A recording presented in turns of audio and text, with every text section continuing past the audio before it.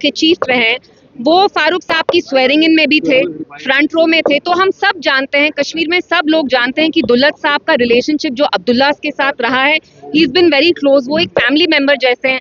अब देखिए, उनसे जो बात निकल गई है उसमें क्या है, उनने ये कहा है कि जो फारूक साहब है प्राइवेटली वो सपोर्ट कर रहे थे कि एब्रोगेशन होना चाहिए। उनको इस चीज का दुख था, अफसोस था कि बीजेपी इंडियन सरकार ने उनको ऑन बोर्ड नहीं लाया।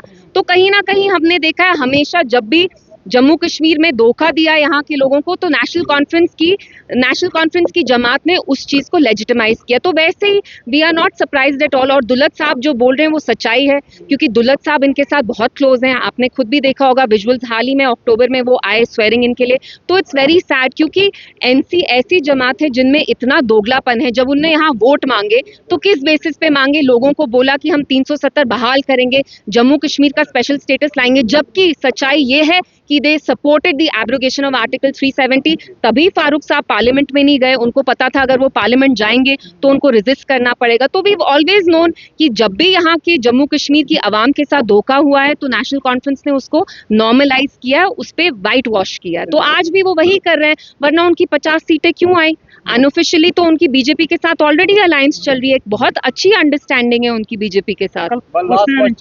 पीडीपी का कोर एजेंडा रहा है कि पाकिस्तान और इंडिया के बीच में कश्मीर को लेकर मुज़ाकरा चले, और काफी बार मुख्यमंत्री साहब ने भी उससे जो है बोला है। लेकिन अभी हालिया जो है एक इंटरव्यू में आर्मी चीफ का कहना है, पाकिस्तान आर्मी चीफ का कहना है कि वो कश्मीर के जो मिलिटेंट्स हैं उनको सपोर्ट करते हैं। देखिए, I don't want to divert, I know channels को यहाँ टीआरपी चाहिए होती है, तो आप पाकिस्तान के सवाल कहीं ना कहीं ठूस के ले आते हैं। But today is not about Pakistan. I think आज जो असली मुद्दा है वो ये है कि 6 महीने से यहाँ जो सरकार आई है वो लोगों को कोई सेंस ऑफ सिक्योरिटी दे पा रही है कि नहीं। So we should focus on that. आप इस चीज को दोस्ताना लेंगे या गिले शिकवे कहेंगे? क्योंकि सब सारी चीजें जो सामने नजर आ रही है, एक साइड से बताया जा रहा है कि ऐसी कोई बात नहीं है, मगर जो चीज छप गई है, जो लोगों के सामने आई है, उस पर आपका क्या रही? बिल्कुल ऐसी बात है। आप देखिए, 5 साल पहले की बात नहीं है, 2019 में जब फारूक साहब मेंबर पार्लियामेंट थे, उनने पार्लियामेंट में कभी भी 370 के अगेंस्ट बात नहीं की। आज fast forward 6 years down the line, NC इतनी भारी अक्सरियत से सरकार में आई है, 50 एमएलए होने के बावजूद उनके वो जो काम उनको करने चाहिए, जो इश्यूज मुद्दे उनको उठाने चाहिए, वो पीडीपी के 3 एमएलए उठा रहे हैं। वो वक्फ हो, वो 370 हो, वो हमारी सिक्योरिटी के बारे में हो, डेली वेजर्स के बारे में हो, किसी भी चीज के बारे में एनसी बात नहीं कर पा रही है, नहीं करना चाहती है। क्यों? क्योंकि उनको जो ये मैंडेट आया है वो ऑल्दो बोला कि हम 370 को प्रोटेक्ट करेंगे, लेकिन असलियत ये है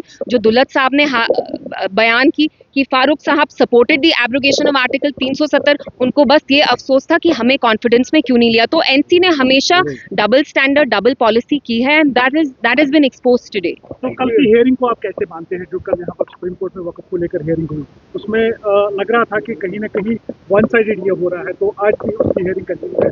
लेकिन कोर्ट ने शायद ये भी बोला कि आप जैसे हिंदू, जैसे टेम्पल में आप चाहेंगे, will you be comfortable if we institute Muslim members in the board? So vice versa. So we have high hopes from the judiciary.